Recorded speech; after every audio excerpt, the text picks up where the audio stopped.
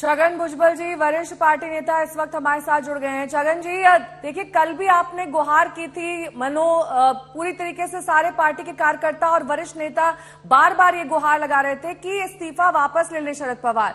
क्या ऐसा होता हुआ दिख रहा है? नहीं, कल हमने जो बहुत भरसक कोशिश की, मगर उन्होंने नहीं माना। बिल्कुल उनके घर पर भी हम गए, मनाने की कोशिश की, मगर वो अपने निर्णय के ऊपर बिल्कुल जो है अड़िग है और वो मानने के लिए तैयार नहीं। फिर भी आज जाएंगे, फिर से कोशिश तो हमारी जारी रहेंगी कि उनको मनाने की। बोलिए छगन भुजबल जी, लेकिन क्या वजह आपको दिखती है ये बड़ा फैसला जो उनकी तरफ से लिया गया, उसके पीछे क्या आप वजह देख रहे हैं? क्या किसी तरीके की पार्टी में नाराजगी थी अंदर ही अंदर जिसको खत्म करने के लिए उन्होंने इस्तीफे की पेशकश की?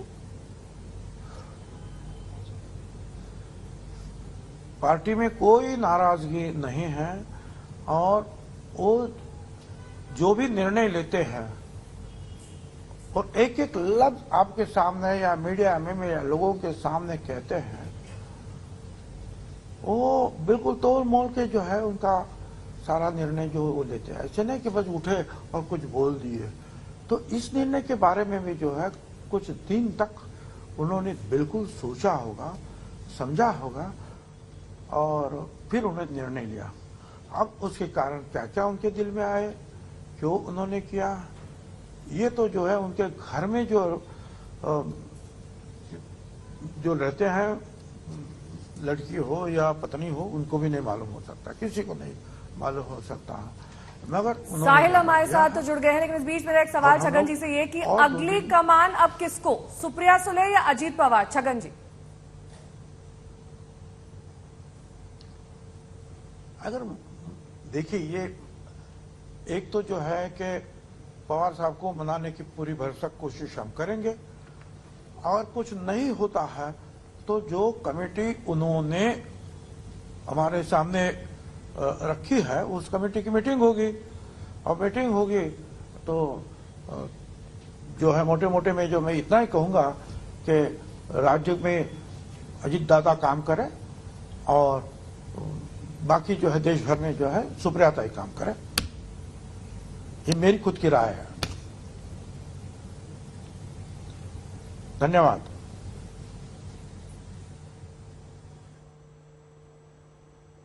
भुजबल साहब, मेरी आवाज आपको आ रही है? अरे बताइए ना, मैं तो अभी आपको बता नहीं बोलिए, मैंने जी बोला कि बोलिए, तो आप बताइए क्या है। नहीं, सवाल ये है कि शरद पवार साहब अपना इस्तीफा वापस लेने को तैयार नहीं है। जितने नेता उनको जाकर मिल रहे हैं वो सारे नेताओं को ये कह रहे हैं कि वो अपने फैसले पर अडिग हैं। ऐसी स्थिति में क्या अब नया नेता चुनना, जो कल अजीत पवार बार बार लोगों को कह रहे थे कि शरद पवार ने जो कहा है उस बात का आप इत्तेफाक रखिए और जो कह रहे हैं उसको मान के नया नेता चुनिए, तो क्या उसकी तरफ अब पार्टी आगे बढ़ते हुए नजर आ रही है?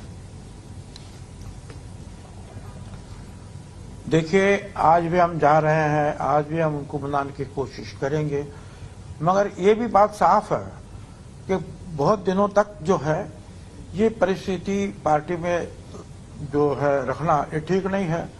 अलग अलग फिर जो है लोग कुछ कुछ बोलते रहेंगे तो उसको जो है कुछ ना कुछ दूसरा निर्णय लेना पड़ेगा शायद। तो फिर वो कमेटी जो है साहब ने जो है वो बनाई है, तो उस कमेटी की मीटिंग होगी तो उसमें जो है फैसला होगा। फिर ये भी बात कही जा रही है कि शरद पवार ने ये कदम इसलिए उठाया हुआ है ताकि कल अगर, क्योंकि पार्टी के भीतर कई लोग ये कहने की कोशिश कर रहे थे कि बीजेपी के साथ अगर हम सरकार बनाते तो आज फायदेमंद रहते, कल बीजेपी के साथ सरकार बनाएंगे तो फायदेमंद रहेंगे, केंद्रीय एजेंसीज की जांच हमको सहन नहीं करनी पड़ेगी। पवार इससे इत्तेफाक नहीं रखते। पवार बार बार कह रहे हैं कि पार्टी को उनके साथ नहीं जाना चाहिए, लेकिन इस दबाव से बचने के लिए उन्होंने कहा है कि अब वो पार्टी के इस फैसले से साथ में नहीं रहना चाहते तो वो अध्यक्ष भी नहीं बने रहेंगे। उनका जो कल का लिखित भाषण मैंने पढ़ा उसमें वो ये कह रहे हैं कि वो राज्यसभा के मेंबर 3 साल तक बने रहेंगे, राज्यसभा के भीतर महाराष्ट्र और केंद्र के भारत को लेकर सवाल उठाते रहेंगे, लेकिन वो किसी भी तरीके से पार्टी के फैसले से इत्तेफाक नहीं रखेंगे।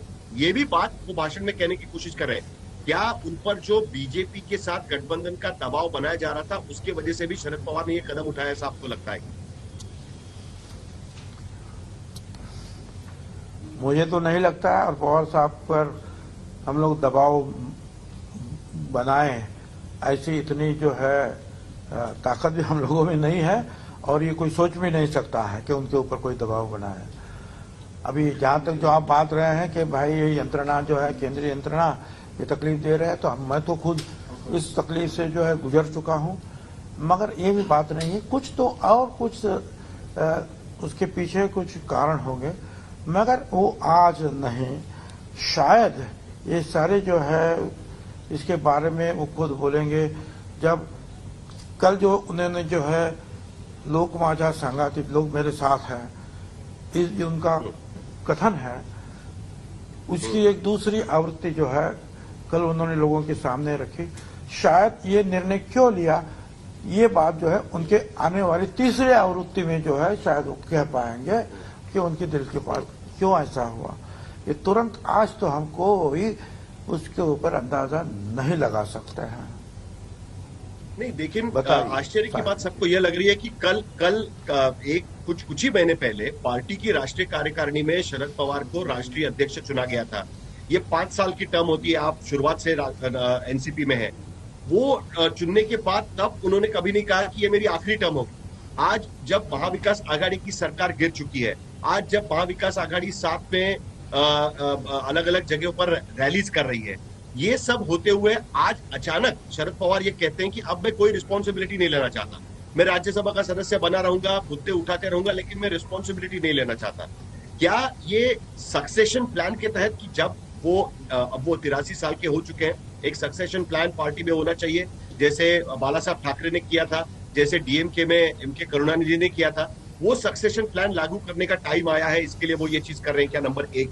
नंबर 2, ये भी कहा जा रहा है कि जिस तरीके से नागालैंड में वहां के विधायकों ने दबाव डाला, वो बीजेपी की सरकार को समर्थन देना पड़ा।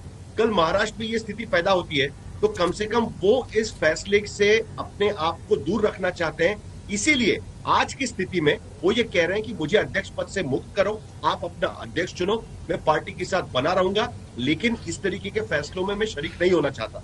क्या आपको लगता है इसमें? देखिए, तो ये आपका कहना है कि दूसरी बात आगे की आपने कही कि वो इससे दूर रहना चाहिए, उससे दूर रहना चाहिए। शरद पवार साहब जो है ऐसे किसी भी संकट से जो है जूझने के लिए हमेशा तैयार रहते हैं। वो ऐसे जो है सवालों से भगोड़े की भूमिका में कभी नहीं जाते हैं।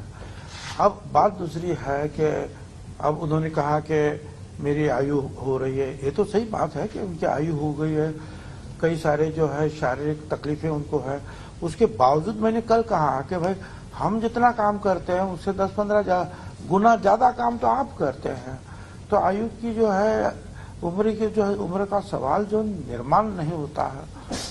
आप बने रहिए, चाहिए तो जो है वर्किंग प्रेसिडेंट कोई और काम करे, मगर उन्होंने कहा कि भाई ये मैं कुछ नहीं कहूंगा, मैंने इस्तीफा दिया है, उसके ऊपर मैं अड़िग हूं और आगे का जो निर्णय लेना है वो कमेटी लेगी।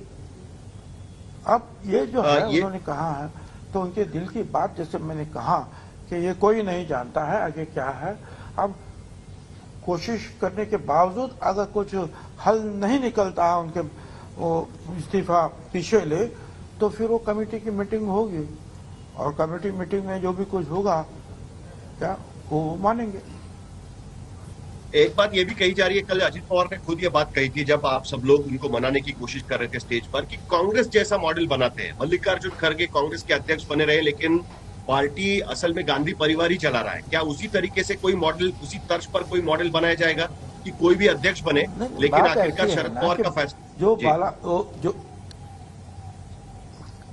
अरे भाई पवार साहब ने कहा कि मैं सारे प्रोग्राम में संकट में आपके साथ हूं, मैं राज्यसभा का सांसद हूं, वहां मैं काम करता रहूंगा, सवाल जो है उठाता रहूंगा। तो ये तो बिल्कुल साफ है कि हमको भी कुछ तकलीफ हुई। अभी हम तो जो है उनसे जुड़े हुए हैं। ये पिछड़ों का जो आरक्षण की बात थी, मंडल आयोग की बात थी, इसके ऊपर जो हम उनसे जुड़े, उन्होंने हमको आरक्षण दिया भी, महिलाओं को भी आरक्षण दिया, किसानों के भी जो है प्रश्नों की उन्होंने छुड़ाया। और मैं समझता हूँ सामाजिक प्रश्नों की जो सारी जो जानकारी जो उनमें है शायद किसी में है, मगर सामाजिक प्रश्नों की क्यों, सारे प्रश्न जो है आज महाराष्ट्र में सारे जो उद्योग जो इंडस्ट्री लाने का श्रेय उन्हीं को जाता है।